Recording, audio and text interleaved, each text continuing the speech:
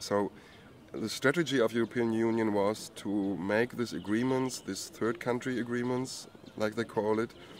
I mean, an interesting aspect is that all these topics are covered by the European neighborhood administration, which means they have a side of how do you call it?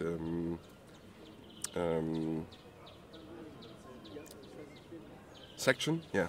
They have a section in European system which is called neighborhood policy, and neighborhood policy is also this kind of euphemistic name. It seems like, oh, we invite people, or we see how we can come together with other people. But this neighborhood is working with all the countries on the border sides, and these agreements, like blueprints, are given to the governments, and they sign it, and they have to sign it. And in these agreements, there are three main things. One thing is we will do cultural and economic exchange, and you will get some possibilities for your citizens or some of your citizens to come to Europe, to get some possibilities to study. We will see that economic relations will become much easier, so we will cut some taxes and so on. And so this is the positive aspect. The negative aspect is that the European Union said, okay, but you have to. And you have to, several aspects, and the main aspect, or one of the main aspects, is combat illegal migration. So they just give it to them, to these other countries, to do the policy which Europe does not want to do anymore inside, because they don't want the people to come here. So they have to be pushed out, not from Europe, but pushed out already in the border countries. And they made all these agreements from 2001 on with all the Mediterranean countries, and only Libya was missing, because Gaddafi, as media told it, or politicians told it, used, they called it like that, used the migrants and refugees as weapons against Europe. I never saw this. I mean, it was a propaganda war going on between Libyan government and European government, and surely Gaddafi administration was involved in this business of illegal migration, because it's getting a business, because if people are in need and nobody helps them, the only way to get help is to buy help by a person. You ask, will you bring me across this border? So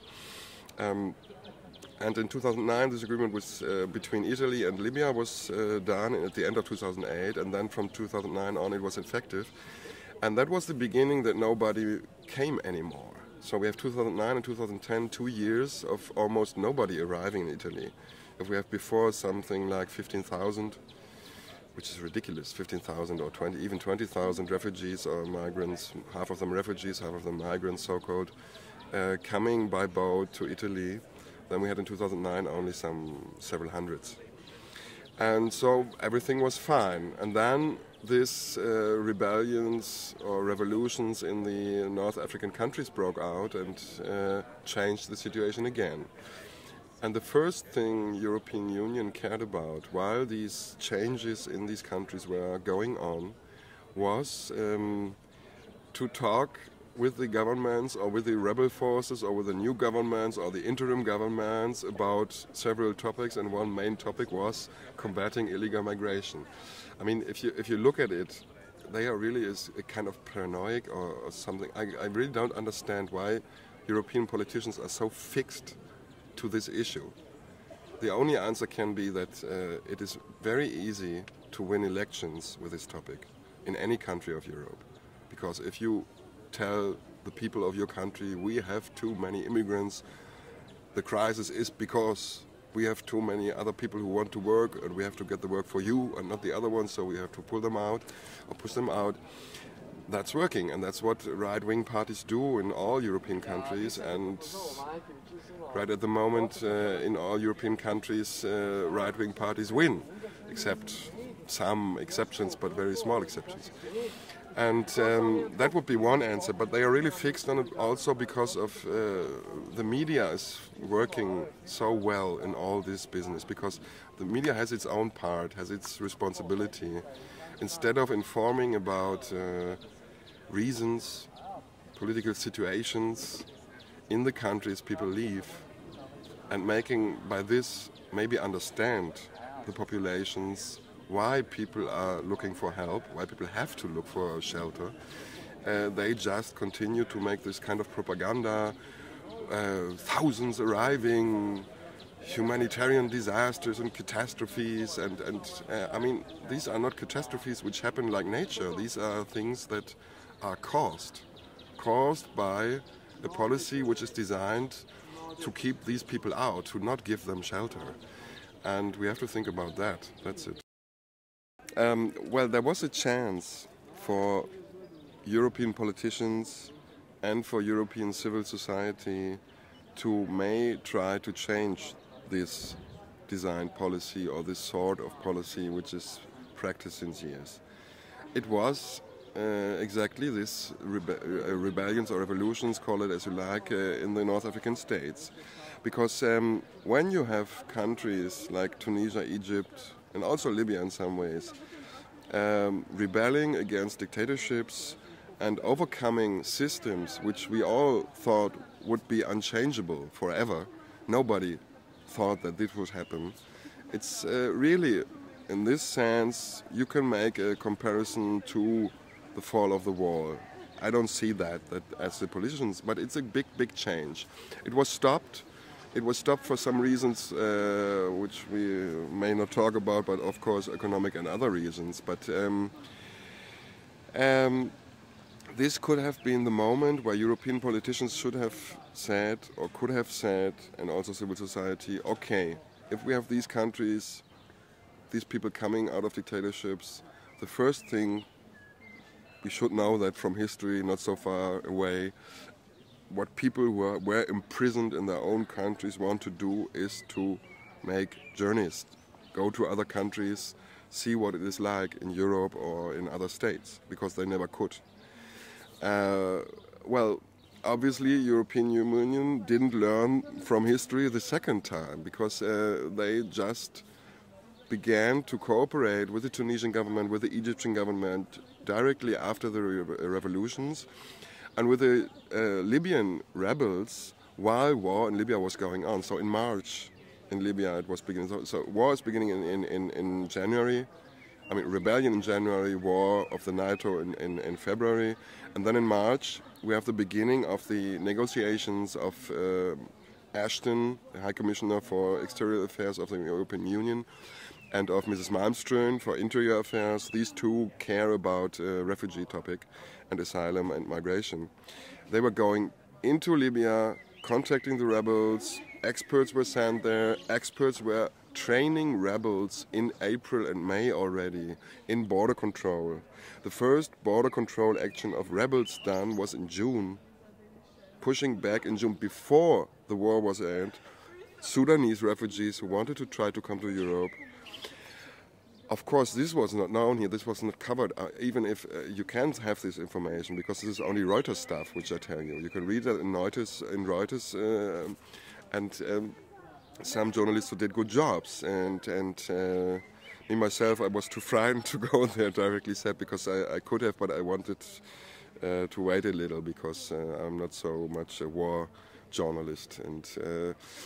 But now I'm trying to getting out some information of what is happening and what was happening. So in this situation, European politicians could have decided we will change this policy and we will let them come here, and maybe also find another strategy for how to cover or how to organize refugee policies together, maybe also. I mean, I would not only say against in the way that now we have to accept them all in Europe. It's okay if other democratic countries also accept refugees, and if Tunisia is getting a democratic country and Tunisia wants to give shelter to refugees and builds up an asylum system, gives possibilities to these people, then it's okay. But so far it's not like that. We have the situation that they didn't want the refugees in the war coming out of the country, because that's another thing we didn't talk about, that it was clear when they tried to evacuate all the European population in Libya at the beginning of the war, before the war, there were 2 weeks, and they were bringing out of the country 500,000 people. Most of them Chinese and Asian people, but also 200,000 European and States citizens, United States citizens. And then there was the request of United Nations High Commissioner and of IOM, please, why don't you organize also the transfer, the evacuation of these 40,000 refugees who are stalled here, because we have the numbers, we knew that. They are not 1 million or 2 million like the interior ministers say, but 40,000. Most of them Eritreans, Sudanese, and Somalians. But the European Union didn't answer on that topic. So for weeks, UN was trying, but there was no answer, and there was no possibility to make this humanitarian corridor. So what had the people for a chance? Oh, to get out of the country while the war was going on. Many people tried that. We have something like 700,000 migrant workers who were working since years in Libya, who were never thinking about going to Europe, going out of the country, because the Libyan society is working that Libyans don't work. Libyans got paid by Gaddafi by being Libyan. You get 500 euros a month, just like that, because you are a Libyan. And it's a kind of social system of this socialist state. It was a socialist state, we have to remember that. But also a system how to buy your population, no? That they vote you. And even now, the first thing the rebels did is continuing this policy.